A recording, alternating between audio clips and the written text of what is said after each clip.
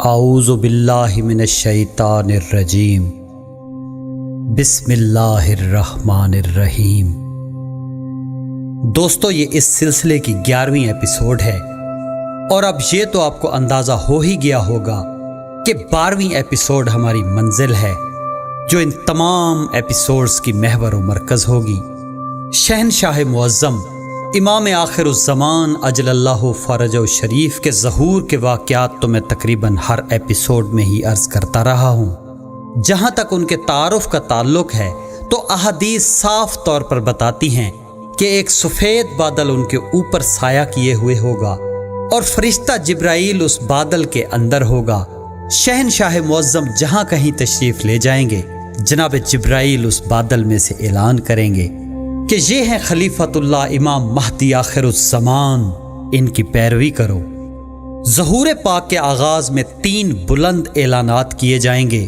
پہلا آپ کے جانثار اصحاب کو اکٹھا کرنے کے لیے ہوگا، دوسرا آپ کے معاونین و انصار کو اکٹھا کرنے کے لیے ہوگا جن کی تعداد 10,000 ہوگی، تیسرا اعلان حضرت جبرائیل علیہ السلام کریں گے اور دنیا کی ساری قوموں کو خدائی انقلاب میں شامل ہونے کی دعوت عام دیں گے۔ احادیث بتاتی ہیں کہ یہ اعلان دنیا کے ہر گوشے اور کونے میں سنا جائے گا۔ یہ اعلان ایسا اثر ڈالے گا کہ جو شخص بیٹھا ہوگا وہ کھڑا ہو جائے گا، جو کھڑا ہوگا وہ بیٹھ جائے گا اور سونے والا بیدار ہو جائے گا۔ ہر کوئی ششدر و حیران و پریشان ہو جائے گا۔ ہر کوئی اس اعلان کو ایسے سمجھے گا جیسے یہ اس کی اپنی مادری زبان میں کیا گیا ہو۔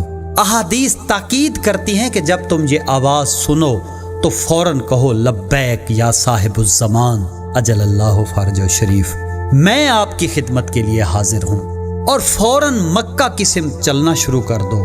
تمہیں وہاں پہنچنے کی کوشش کرنی چاہیے، چاہے تمہیں برف زاروں پر سے کوہنیوں کے بل گھسٹ کر ہی کیوں نہ جانا پڑے، کیونکہ یہ آخری اعلان اس وقت کیا جائے گا جب خانہ کعبہ میں ایک عام بیعت اطاعت لی جائے گی۔ پھر کسی کو پیچھے مڑ کر نہیں دیکھنا چاہیے۔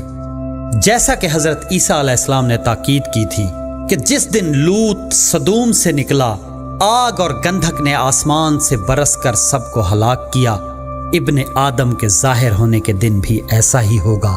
اس دن جو کوٹھے پر ہو اس کا اسباب گھر میں ہو وہ اسے لینے کو نہ اترے، اور اسی طرح جو کھیت میں ہو وہ پیچھے کو نہ لوٹے۔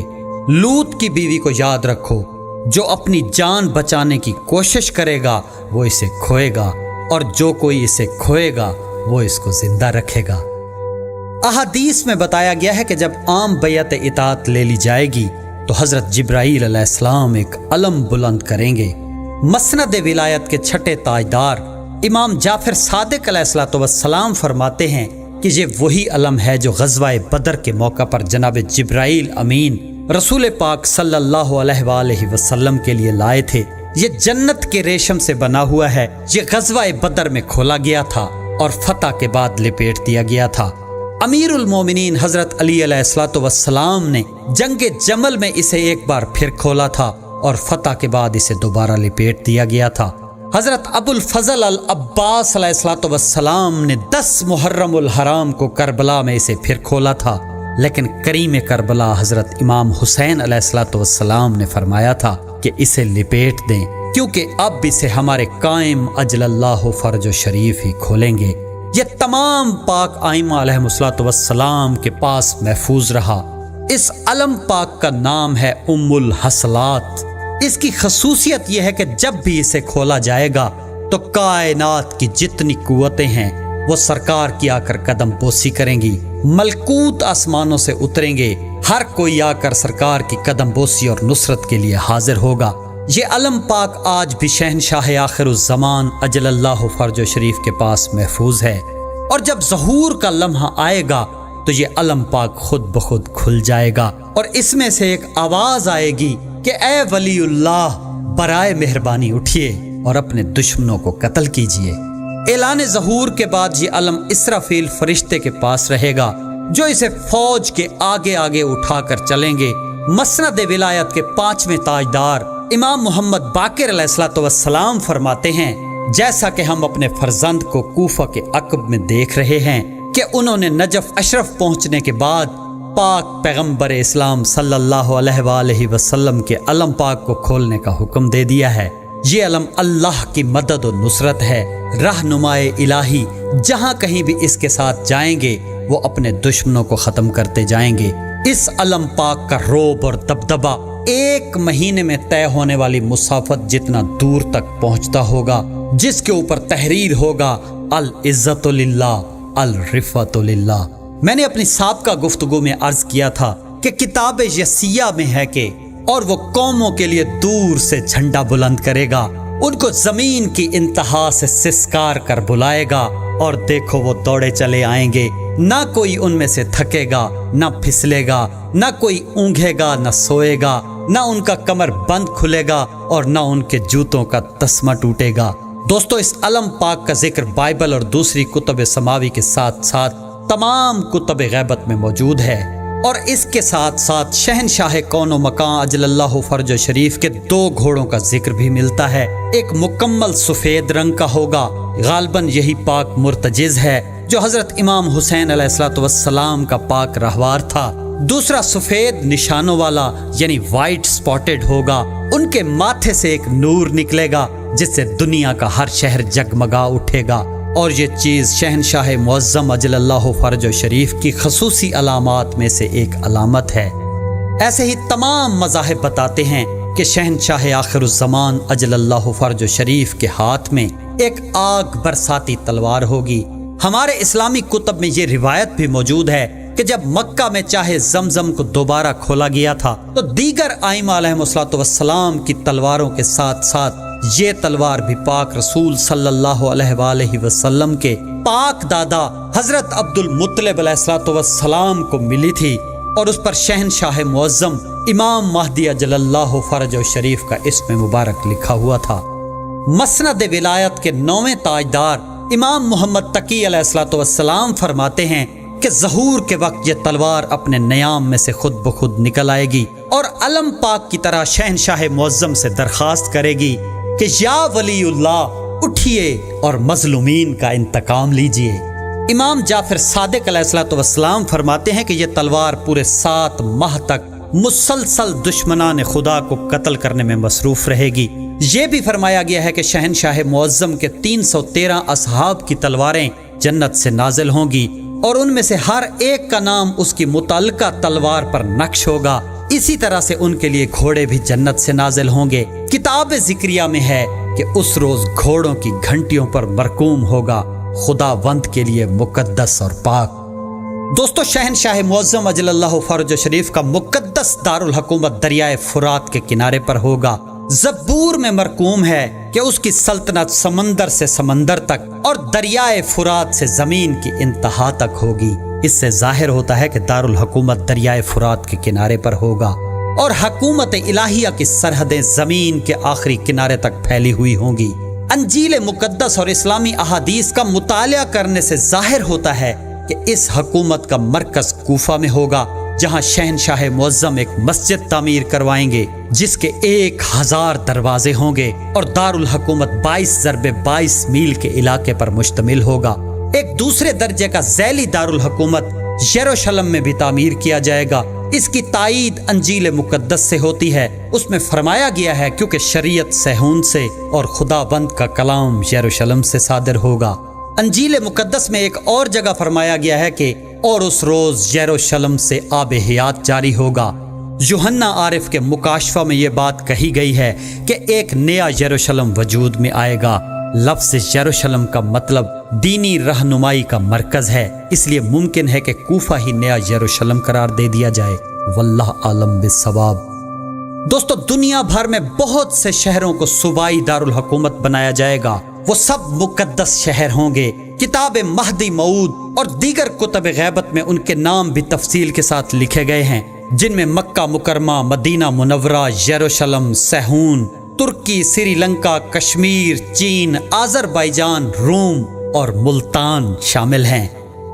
दोस्तों, ये मुल्तान का नाम मैंने अपनी तरफ से नहीं कहा, बल्कि ये जुमला कुतुब गैबत में 20 मकामात पर लिखा हुआ है, जबकि जम्मन शाह से मुल्तान का बाई एयर फासला सिर्फ 90 किलोमीटर है, जहां 50 साल मुतवातिर और लगातार 1 मिनट के वक्फे के बगैर شہنشاہ آخر الزمان کے لیے نہ صرف دعا کی گئی ہے بلکہ مسلسل صف عذاب بچھی رہی۔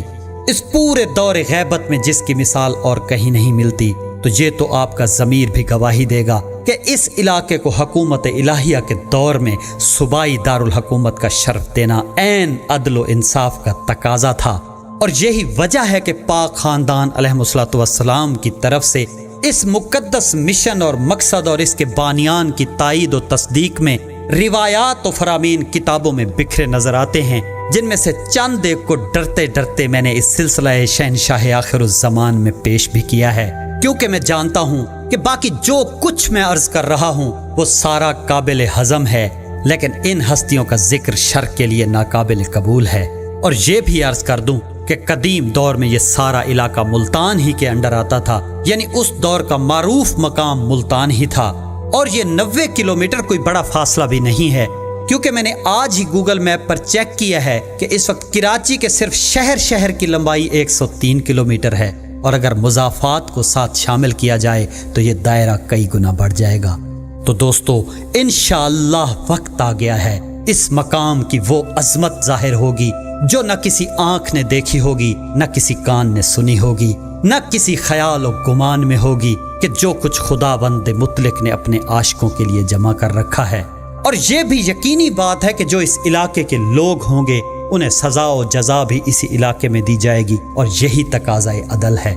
دوستو، بابا محبوب علی خان المعروف بابا خان، جن کی گود کو یہ شرف حاصل ہے کہ جس میں سرکار السید محمد جعفر الزمان نقوی البخاری دامضی اللہ تعالیٰ نے اپنا بچپن گزارا، جو ایک عارف کامل تھے، ضلع مظفر گڑھ کے ٹاپ 10 زمینداروں میں سے ایک تھے۔ جس وقت جمن شاہ میں دعا پاک کی ابتدا ہوئی تو وہ اپنی جاگیر اور جاگیرداری کو ٹھوکر مار کر جمن شاہ کے پاک مشن و مقصد میں شمولیت کے لیے تشریف لے آئے، اور پھر جب تک زندہ رہے واپس اپنی سرزمین پر قدم نہ رکھا، بلکہ خود کو نصرت حجت خدا کے لیے وقف کر دیا، اور یہ عرصہ تقریباً 26 سال کا بنتا ہے۔ ان کی جمن شاہ کے بارے میں نے بہت سی پیشین گوئیاں سنی تھی، جن میں سے چند خود مرشد کریم السید محمد جعفر الزمان نقوی البخاری سے اور کئی دیگر بزرگوں سے سنی تھی۔ ان میں سے ایک یہ تھی کہ انہوں نے فرمایا تھا کہ اس نگری پاک جمن شاہ میں جو اول ہوں گے وہ آخر ہو جائیں گے، اور جو آخر ہوں گے وہ اول ہو جائیں گے۔ اور اس بات کا مظاہرہ ہم اپنی آنکھوں سے 2003-2004 میں دیکھ چکے ہیں کہ ہر شعبے کے لوگ جو اس شعبے کے اہل تھے اور بانیان مشن کے چنیدہ تھے انہیں تبدیل کر دیا گیا۔ اور پھر اس سے آگے بابا محبوب علی خان فرماتے ہیں کہ پھر ایک وقت آئے گا کہ آخر دوبارہ اول ہو جائیں گے اور اول آخر ہو جائیں گے۔ تو انشاءاللہ وقت آ گیا ہے جنہیں پاک خاندان علیہ الصلوۃ والسلام سے محبت کے جرم میں ذلیل و رسوا کیا گیا، وہ بادلوں پر سوار ہو کر واپس لوٹیں گے، اور ان کی عظمت و شان کو دیکھ کر ایک جہان ششدر و حیران رہ جائے گا۔ تو دوستو، میں عرض کر رہا تھا شہنشاہ آخر الزمان اجل اللہ فرج و شریف کے بارے میں کہ پھر عدالت الہیہ قائم کی جائے گی۔ شہنشاہ معظم اپنی تشریف آوری اور موجودگی سے اس عدالت کو سجائیں گے اور اس کی شان بڑھائیں گے۔ سب سے پہلے متقین اور مظلومین کو بلایا جائے گا، اور ان کو بھی بلایا جائے گا کہ جن کا ایمان و عقیدہ تو صحیح تھا مگر ان کے اعمال ضرورت سے کم تھے، جیسا کہ زبور میں ہے کہ یہ حکم دیا جائے گا، میرے مقدسوں کو میرے حضور جمع کرو جنہوں نے قربانی کے ذریعے سے میرے ساتھ عہد نبھایا ہے۔ قرآن کریم کی سورہ نبا میں فرمایا گیا ہے کہ جس دن ملائکہ اور روح صف بصف کھڑے ہوں گے اور ان میں سے کوئی بھی کلام نہ کرے گا سوائے اس کے کہ جسے رحمان اجازت دے، اور وہ ٹھیک ٹھیک بات کرے گا۔ ایسے ہی سورہ مریم میں فرمایا گیا ہے کہ جس دن کے ہم متقین کو رحمان کے حضور وفد کی صورت میں جمع کریں گے۔ اسی طرح دیگر قرآنی آیات سے ثابت ہوتا ہے کہ متقی و صالح بندے گروپوں اور وفد کی شکل میں حاضر ہوں گے۔ دوستو، بات ہو رہی تھی عدالت الہیہ کی کہ ممبر آراستہ ہوگا، شہنشاہ کون و مکان نیابت الہیہ کی دستار سر پر سجائے عدل الہی کے فرائض سر انجام دے رہے ہوں گے۔ آنے والے اس وقت کی چشم بصیرت سے دیکھتے ہوئے سرکار السید محمد جعفر الزمان نقوی البخاری دامضی اللہ تعالیٰ نے ایک نظم کی صورت میں منظر کشی کی ہے، اور جو راز اس میں افشا کیے ہیں وہ ہمارے لیے ایک دستور العمل بھی ہیں اور وارننگ بھی۔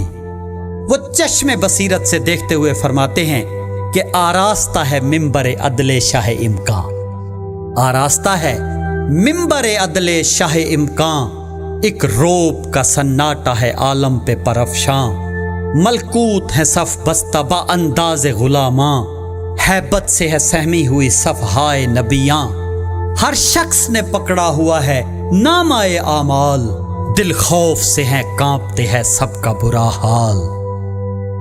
حاجب نے صدا دی کہ خبردار خبردار، غفلت زدہ انسان ذرا غفلت سے ہو بیدار، آتے ہیں شہنشاہ زمن رب ذوالافکار، اب سجدہ تعظیم کو ہر فرد ہو تیار، بڑھتے ہیں سوئے عرش خداوند جلالت، لگتی ہے شہنشاہ زمانہ کی عدالت، پھر دیکھا ہے ممبر پہ خداوند جلالت، طاری ہوئی ملکوت و نبیوں پہ بھی ہیبت، عالم کے رگو پے میں لگی دوڑنے دہشت، کونین کے اعصاب میں عود آئی قیامت، مبہوت ہے ملکوت کے کیا روب و حشم ہے، ہر شخص کا سر سجدہ تعظیم میں خم ہے۔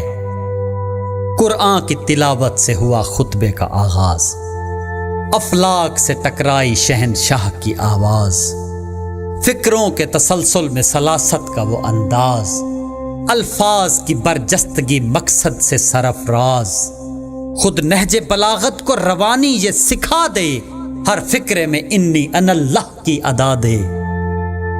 فرمایا کہ میں منتقم آل آبا ہوں، اور ظلم کے ہر مرض کی اکسیر دوا ہوں، سرچشمہ تعدیل الہی میں کھڑا ہوں، میں داور محشر ہوں، عدالت کا خدا ہوں، اس شان سے کرنا ہے مجھے اب تو عدالت، دعویٰ نہ اپیلانٹ گواہی نہ وکالت، دعویٰ نہ اپیلانٹ گواہی نہ وکالت، یہ حکم میرا سن لے ہر ایک بالغ و عاقل، جو 20 برس کا ہے جواں دین سے غافل، قتل اس کا ہے واجب کے فرائض سے ہے جاہل، یہ جرم نہیں بخشش و الطاف کے قابل، شک جس کو ہو احکام پہ سر اس کا اڑا دو، ظالم کو بما ظلم بیک ضرب مٹا دو۔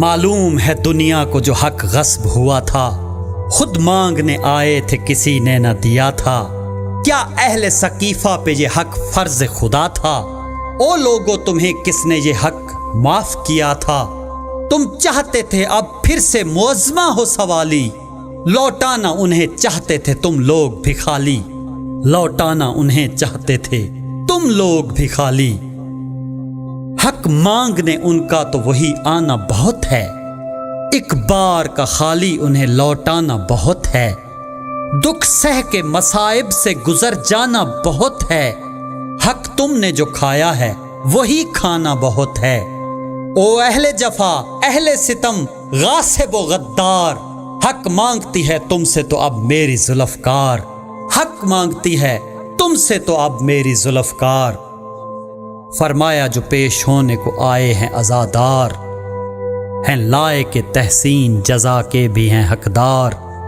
یہ گریہ و ماتم ہی کی مستی میں تھے سرشار، پرسش مجھے ان لوگوں سے کرنا نہیں زنہار، ہاں سب کی سفارش تو ہے حسنین نے کرنی، پرسش ہے تو خود ملکہ کونین نے کرنی، پرسش ہے تو خود ملکہ کونین نے کرنی، وہ ملکہ کونین ہے سرچشمہ دی ہیں، اور اصل حجابات صمد کی وہ امی ہیں، اور جملہ عزاداروں کے اسما بھی وہی ہیں، دیکھیں گے وہی کون عزادار نہیں ہیں، وارث ہیں وہی دنیا میں خون شہداء کی، پرسش انہیں اب کرنا ہے بیٹوں کی عزا کی، پرسش انہیں اب کرنا ہے بیٹوں کی عزا کی۔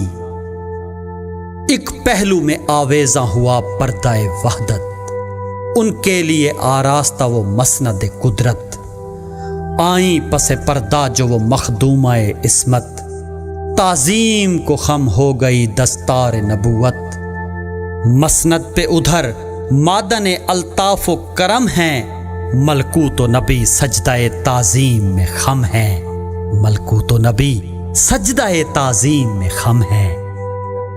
یک لخت ہوئی پردہ وحدت سے یہ گفتار، تم سب میرے شبیر کے آئے ہو عزادار، اور اجر عزا کے سرے میدان ہو طلبگار۔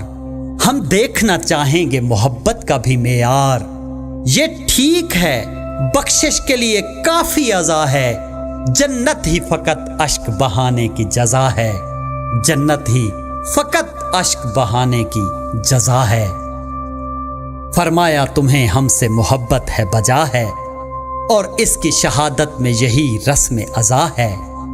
یہ ماتم و گریہ ہے کہ یہ آہ و بکا ہے، کیا ان میں صداقت کی کوئی خاص ادا ہے؟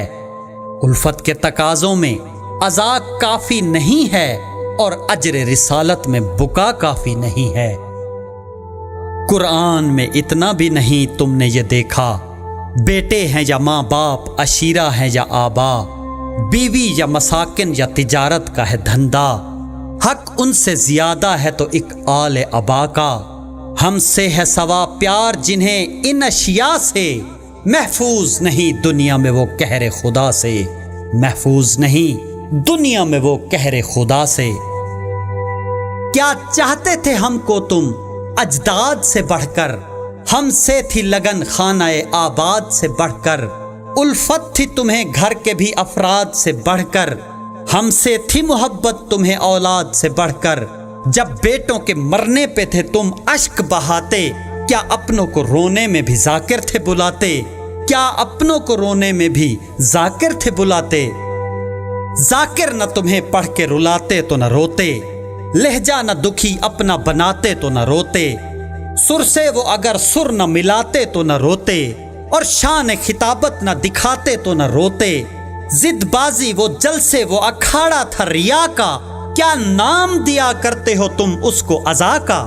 کیا نام دیا کرتے ہو تم اس کو عزا کا؟ تم روتے تھے رکت بھی ہوا کرتی تھی طاری، لیکن تھی رلاتی تمہیں مضمون نگاری، سرتال ہی پہ کرتے تھے تم گریہ و زاری، موسیقی پہ رو لینا بھی الفت ہے ہماری۔ جاں سوزی سنگیت پہ جو محو عزا ہے، کیا واقعی وہ شیعہ شاہ شہداء ہے؟ کیا واقعی وہ شیعہ شاہ شہداء ہے؟ اپنی صف ماتم جو کبھی تم تھے بچھاتے، تم مرثیہ خاں اپنوں کے کتنے تھے بلاتے، ماں باپ کی جب موت پہ تھے اشک بہاتے، وہ پیار رلاتا تھا یا ذاکر تھے رلاتے؟ گھر میرا لٹا لوٹی گئی چادر وحدت، کیا باقی ہے اس پر ابھی ذاکر کی ضرورت؟ کیا باقی ہے اس پر ابھی ذاکر کی ضرورت؟ بیٹا جو زمانے میں کہیں گم ہو تمہارا، ہوتی نہیں فرقت تمہیں ایک پل بھی گوارا، شب جاگتے دن روتے ہوئے تم نے گزارا، جب ظلم سے غائب ہوا فرزند ہمارا، تم کو میرے بچے کا بھی احساس ہوا تھا، تم شاد تھے بیٹا میرا بنباس ہوا تھا، تم شاد تھے بیٹا میرا بنباس ہوا تھا۔ میں روتی تھی کہتی تھی میرے مضطر کو تو روکو، اس ممتا کے گلشن گل تر کو تو روکو، شیو میرے کم سن میرے مضطر کو تو روکو، دردوں کے خدا غم کے پیمبر کو تو روکو۔ تھا ایک ہی وارث میرے اجڑے ہوئے گھر کا، غیبت پہ تمہیں دکھ تھا میرے لخت جگر کا، غیبت پہ تمہیں دکھ تھا میرے لخت جگر کا۔ اس بات سے اچھی طرح واقف تھے عزادار، الفت نہیں اس گھر کی تو اعمال ہیں بیکار، ہم 14 محمد ہیں نہ تھا اس سے بھی انکار، کیا 14 کی الفت میں برابر ہی تھے سرشار؟ فرمان تمہیں یاد تو تھا آل ابا کا، جو ایک کا منکر ہے وہ منکر ہے خدا کا، جو ایک کا منکر ہے وہ منکر ہے خدا کا۔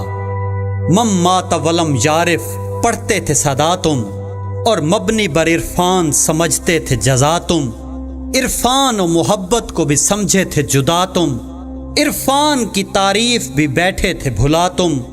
عرفان محبت سے جدا ہو نہیں سکتا، عرفان محبت کے سوا ہو نہیں سکتا، عرفان محبت کے سوا ہو نہیں سکتا۔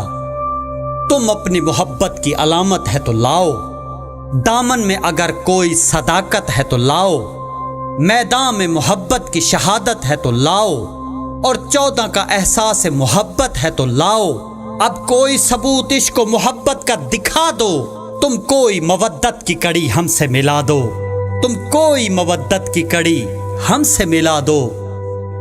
کردار تمہارا تو زمانے پہ عیاں تھا، 14 کا جو اقرار تھا اقرار زباں تھا، جو لخت جگر میرا مظالم سے نہاں تھا، گنتی میں شمار اس کا تھا الفت میں کہاں تھا۔ کیا جانتے ہو جذب محبت کی علامت، محبوب کی فرقت میں تڑپنا ہے محبت، محبوب کی فرقت میں تڑپنا ہے محبت۔ کیا تم پہ میرے لال کی غیبت کا اثر تھا؟ وہ لال میری جاں تھا، میرا نور نظر تھا، کل آل محمد کی جو محنت کا ثمر تھا، سرمایہ کل آل محمد جو گوہر تھا، وہ 14واں معصوم جو غیبت کا امی تھا، شبیر میرا لخت جگر تھا وہ نہیں تھا۔ اس کی تمہیں فرقت کبھی محسوس ہوئی تھی، ایک صدمہ تھی غیبت کبھی محسوس ہوئی تھی، اس ہجر کی لذت کبھی محسوس ہوئی تھی، غیبت تھی مصیبت کبھی محسوس ہوئی تھی۔ مسلم کے یتیموں سے بھی فکر اس کی سوا تھی، وہ 2 تھے یہ تنہا تھا، تعاقب میں جفا تھی۔ کیا اپنی مجالس میں بھی ذکر ان کا کیا تھا؟ غیبت میں لہو رونے کا دکھ تم کو ہوا تھا؟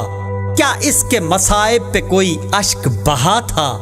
پرسا کبھی اجداد کا اس کو بھی دیا تھا؟